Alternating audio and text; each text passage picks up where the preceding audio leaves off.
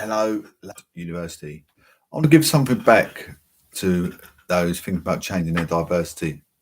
Young teenagers, mature teenagers, young adults, mature adults, OAPs. I'm in a habit if you're listening because it helps you prepare for your studies moving forward or trying to work for success. But on Ambition and Anxiety, 1789 to 1840s, edited by Paul Lawrence, we look at the discipline of the study.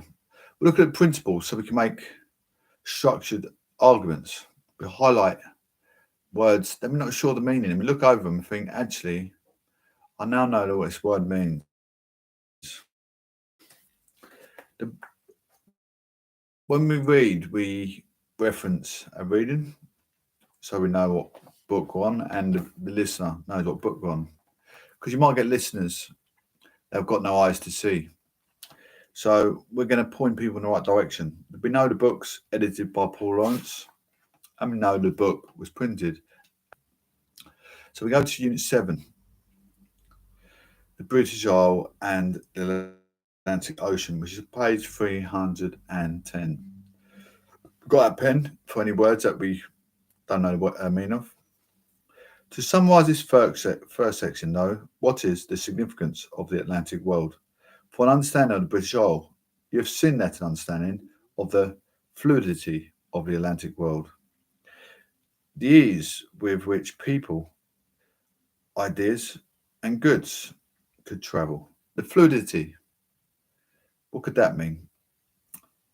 The way it runs smoothly, or it could mean something like a liquid.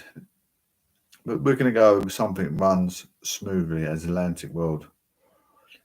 Transportation. The way the world moved around the Atlantic world around transportation, urbanisation, and economic growth. And population development is important to understanding the British Isle in the period. The transatlantic travel and transatlantic trade appear to have been accepted as just part of life, and there was no surprise at people going back and forth across the Atlantic. Political, political and socially influential ideas travelled in all directions around the Atlantic world, often influencing debates in Britain and Ireland. Despite conflict over American independence in the 18th century, the American economy continued to be seen as integral to that of the British Isle, and many of the people in those continued to consider both their colonies and their former colonies as somehow part of the British Isle themselves. Though semi-detached, the Atlantic world categories of the people of Britain and Ireland. Semi economy. The cultural connections between the British Isle and the Atlantic world are important, but in many cases they were intertwined with economic interactions. So this section will look at just how extensive they include plantation former colonies, but they also include mining in South America, where Britain had never ruled, and financial interest in the territories acquired by the USA as it pushes to the finances of the British Isle.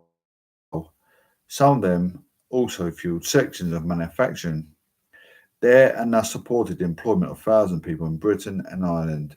In addition, you'll also briefly revisit the debate you encountered in Unit 2 regarding the role played by slavery in Scotland's industrialisation in the trade. Despite the USA freeing itself from the Navigation Acts, which had dictated that the external trade of the American colonies must be conducted through Britain and using British ships.